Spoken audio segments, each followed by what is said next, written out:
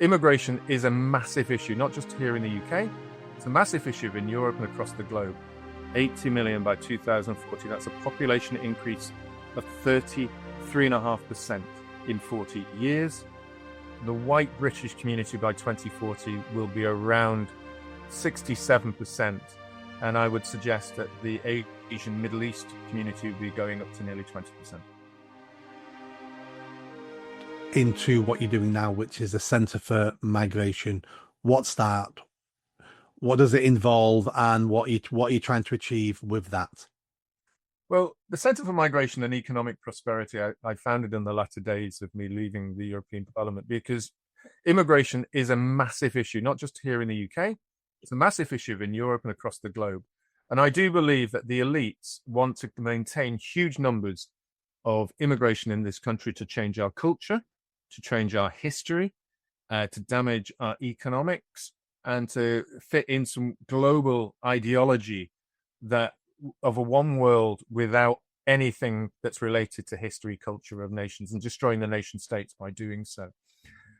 But I also wanted to prove that immigration, when managed and controlled, is actually a positive. You and I, as I said, had immigrant parents or grandparents who'd come into this country. Millions of people in this country are connected in some ways. And it's not about the people themselves. It's about the policymakers who want to destroy the unity of a nation. And so I wanted to have a numbers-based organization that just put the numbers out.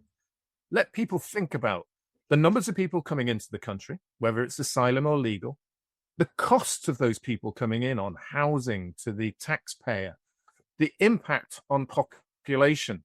So I just started creating numbers and fact sheets, and I started publishing them out and then commenting on the policies. I created a paper called the Forward Thinking Immigration Policy for Britain, which was adopted in some ways by both the Vote Leave and Leave campaign. And that showed a way of having policies to reduce the numbers at that time to 50,000 a year of net migration and still be able to maintain our services in health and care homes and be able to increase wages in this country. So I think a fair, flexible, and forward-thinking immigration policy was my first booklet on that, and also suggested a migration council. That was also partly adopted by those like Boris Johnson. And there was a BBC documentary that put me alongside Boris Johnson and Cameron and Clegg and Farage and Suella Braverman and others, all of those who were linking up with the people who were thinking about immigration at that time. And I'm pleased that they did, but in many ways, Boris allowed mass migration to come in. So the Centre for Migration is about putting the numbers out to people. I've kind of got back into it recently. I had to close everything down for 2 years for health reasons and some personal reasons, unfortunately. Many people were aware that I had a couple of brain tumors over the last couple of years, possibly caused by what happened to me in the European Parliament. And I had to close a lot of things down. So I've restarted that roughly in around November of last year. Nick, it's growing. I'm going to offer it out to people to help fund my work if I can.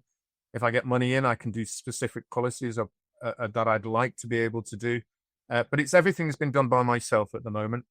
And I haven't got any money from anybody to help me along in that way. I'm not provided with cash by some secret Russian millionaire or some, organization like Tufton Street, as the left want to do.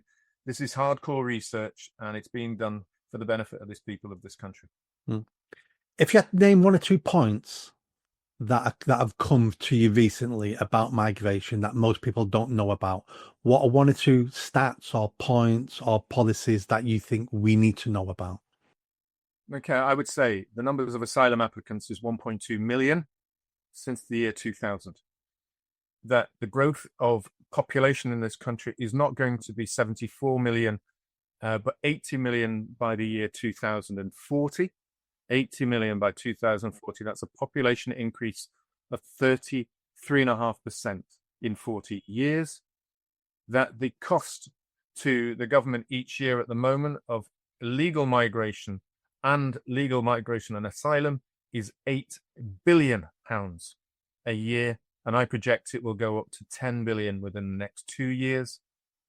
And that what you will see in terms of the population mix of the white British community by 2040 will be around 67%. And I would suggest that the Asian Middle East community will be going up to nearly 20%. That's a completely different country to the one me and you grew up in, isn't it? Within 40 years, my lifetime, it is no longer a country that is predominantly white or Christian, that respects our institutions, our statutes, our history. It is a country that will want to destroy and pull down churches as they do statutes, that will promote diversity, equality, and inclusion, which means exclusion of those of the white community, as I say. And I think what you will see is a transformation of the cost of immigration, and culturally, it will be a very different nation. Now, people will say you're a scaremonger. That is a racist statement, that people will want to stay the same, but it's not. If you actually are looking at a nation and take the pictures of the 1950s and look at the pictures today, they are vastly different. If you look at cities and towns, and if you look at the way of our culture, it is very different. As we talked about in schools, let's have songs in our music classes about Taylor Swift or some sort of rap versus other types of music rather than classical. Look at the writing that we listen, the writers that we are educated by. Look at the people that are talking on TV about particular cultural issues. It's not about what we know, it's about more modern history. And that modern history, the modern culture, the modern music, and what we see in our artistic world is totally different. Now, they say that's a conclusion because of the change in the communities. We need to be inclusive to everyone. If our communities hadn't changed so rapidly, perhaps they would have integrated and liked the same sort of things that we did. But maybe that certainly won't happen. And I think in some ways, I'm not sure that we'll ever get the cultural change to reverse without something incredibly dramatic, or those people who are like myself, who are mixed race, be able to say, hang on, actually, what they're proposing in the future is totally alien and wrong to this country and will actually damage it. And therefore, we're going to join those who are more conservative about our institutions.